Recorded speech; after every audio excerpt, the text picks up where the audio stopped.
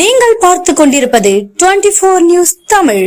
வேளாங்கண்ணியில் தங்கும் விடுதியில் மேனேஜர் உதவியாளருக்கு கத்திவெட்டு.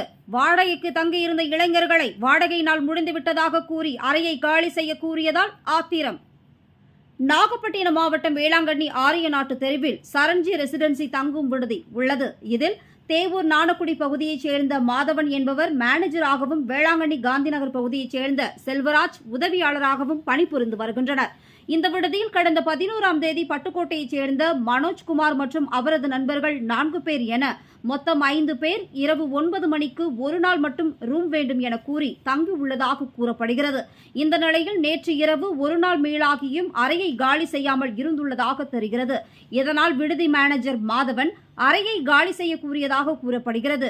அப்போது குடிபோதையில் இருந்த 5 நபர்களும் மாதவனை கத்தியால் தலையில் வெட்டியுள்ளனர். அவரின் அலறல் சத்தம் கேட்டு ஓடிவந்த உதவியாளர் செல்வராஜையும் கத்தியால் தலையில் வெட்டிவிட்டு தப்பி ஓடியுள்ளனர்.